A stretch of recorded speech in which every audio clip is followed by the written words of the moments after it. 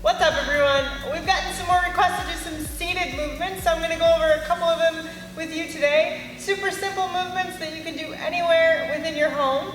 So first we're going to start with our sit to stand. You can do this to a couch, chair, bench, box, whatever you feel comfortable with, as long as the surface is sturdy. For me, I like to have two different boxes set up. I know this looks like an elaborate setup. Because of the spasticity in my legs tend to kick out a little bit, so the box stops it. So, for our sit to stand, I'm going to lean forward just to get to an upright position. If you're able to without it, great, but don't feel bad if you need to use an extra bit of assistance. But simply, you want to try to keep your chest up the best you can. You're going to sit down in the best control you can, and stand back up. Down and up. I would recommend to have something behind you, or just to keep it sturdy behind you, because the more you do this movement, the more the object is going to want to move. But I would suggest doing at least 5 to 10 reps of this. Then we're going to go into our sit-up, and this is one of my favorites because you can choose your own adventure. You can either do sit-ups without weight, or you can make it a little bit more challenging and add weight to it. I'm going to do both versions. So for the sit-up, again, I have something to keep my legs against because they're just going to want to kick out. So in order to combat that, I have the box in front of me. I'm going to lean back the best I can and sit up to the best of my ability. Back and up. You want to try your best to sit up nice and tall. If leaning back just a little bit is all you can do, that's great. You're going to sit up as tall as you can. Again, if you want to add some weight to it, I'm going to grab a dumbbell here. I'm going to hold the dumbbell at my chest, come all the way down, and back up. Down, and back up. Put the dumbbell down safely. I definitely smashed my finger the other night. That was not fun. So there you have your sit-ups.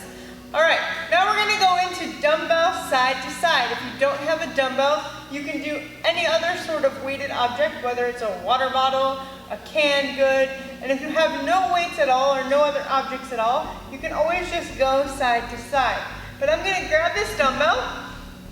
I'm going to grab both sides of the dumbbell, start in the middle, and go side to side the best I can.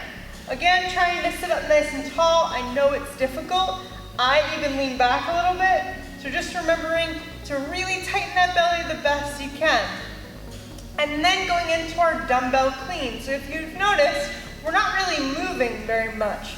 I should say we're not really transferring very much. So you're able to stay in one position, pretty much using the same pieces of equipment, which I think is pretty cool, and the workouts that I love the most. All right, so the clean is when you take an object, all right, and from the seated position, you're gonna take an object from your hip to your shoulder and creating this shelf position, trying to get your elbows as high as you can. We're gonna do one at a time, so it's gonna be alternating, so you'll go 1,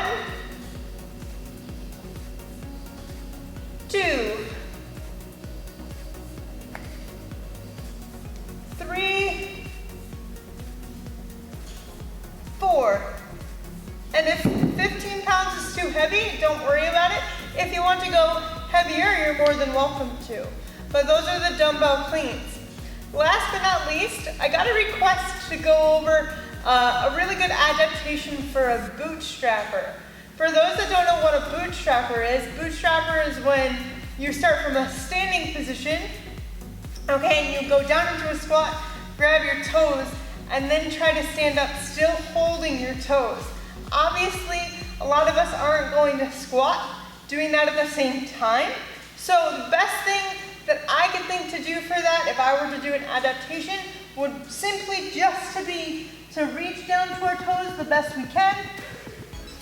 I already feel this pulling in my lower back. Just holding it kind of like a rag doll.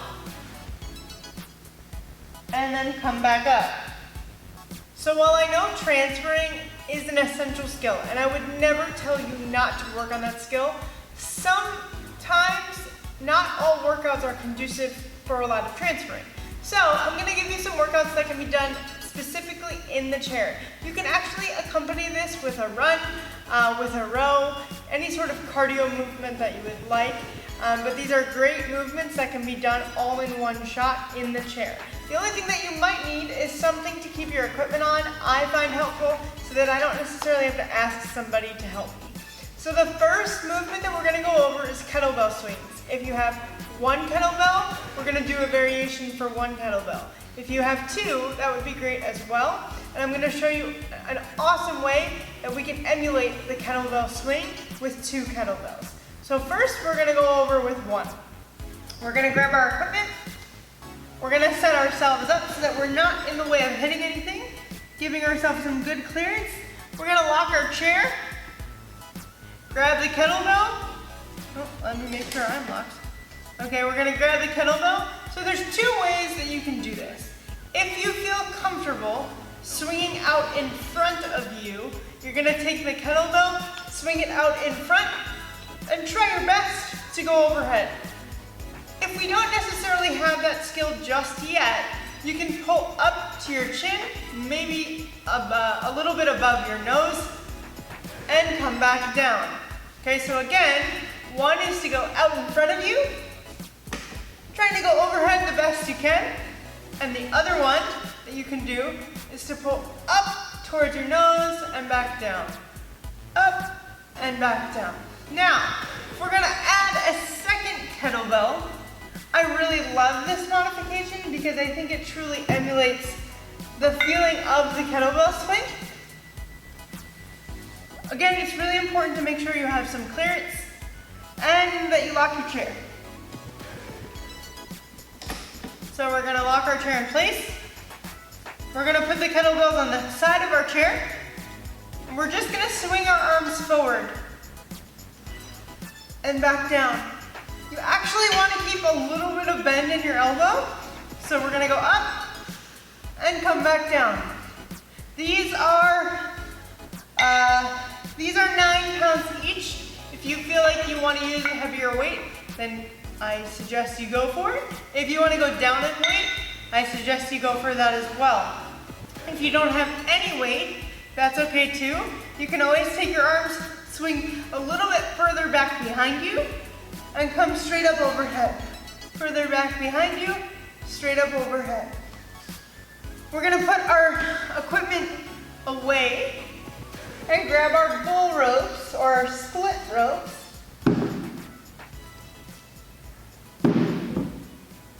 And this is gonna be a really cool way to emulate jumping rope.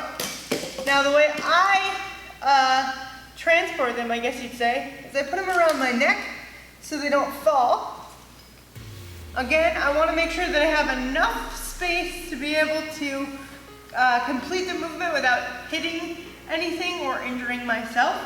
I'm going to lock my chair in place.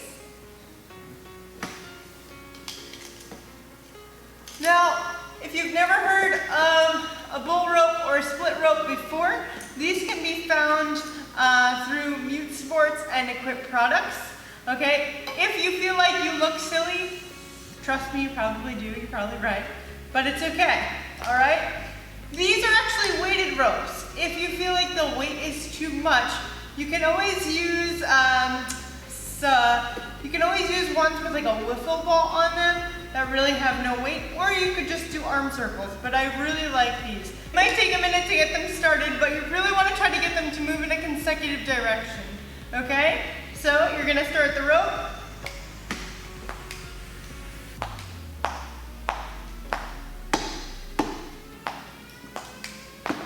And rest.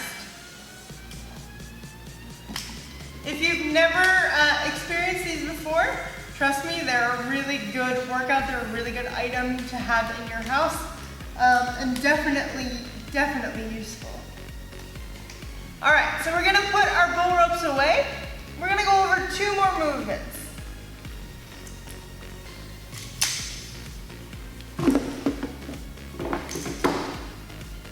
So normally the burpee is done from the floor, and yesterday we actually demonstrated some burpees. But if we're in the chair and we don't really have time to transfer, or we want to keep moving pretty quickly, we're just going to do some toe touches or trying to get as far down as we can. Okay? So the movement's going to start from above the head. Going to reach down and back up. Down and back up. Down and back up. Alright? And then our last movement, I really love these. Okay? So instead of box jumps, we use these in correlation with box jumps sometimes. These are called box U-turns. So, you're going to be on the side of the box or side of an object. It could be whatever object you have around the house. Okay? Your casters are going to be in front of the object or right at the edge of the object. You're going to pull back, turn out, and then turn to the other side. Again, casters are going to be right at the edge of the object. You're going to pull back, turn out, push yourself around to the other side of the box. One more time, we're going to go back, turn out, and around to the other side of the box. If you do enough of these, you're definitely going to feel it in your core, and it's going to get your heart rate up just a little bit. So I hope these movements were helpful. These will give you the opportunity to do a workout without having to transfer back and forth from the chair. And if there's anything else that I can help you with, just let me know.